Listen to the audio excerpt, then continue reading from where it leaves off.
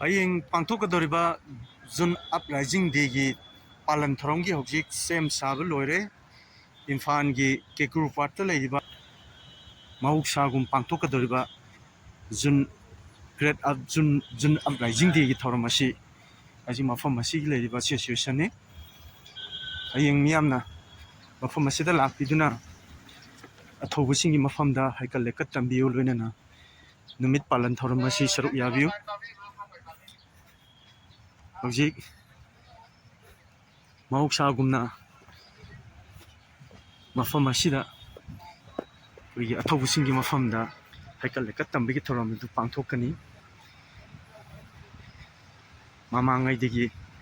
leptana chatharaliba thoram asi yam phajana sem sabai thoram loisale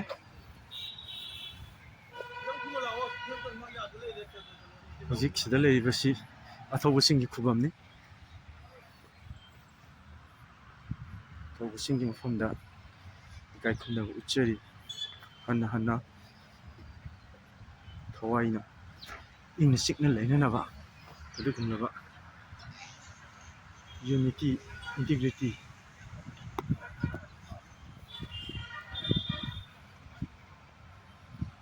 yam phaje hana degi hantang yam phajana sem hele yamong tan sem haitare athobusing gi khubamni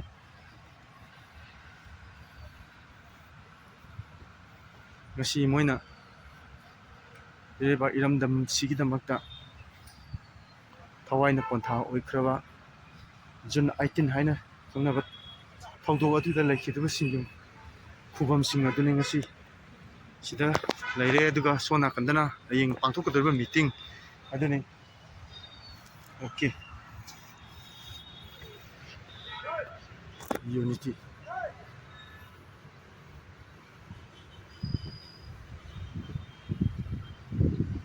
miyamsu hayeng saruk yabiu athobusing gi mafamda igai khumdabu uchaba thoram asi miyam hauna lakpiduna mating angbibiga loinana athobusing gi mafamda haikal lekap taminasi haina paujinjeri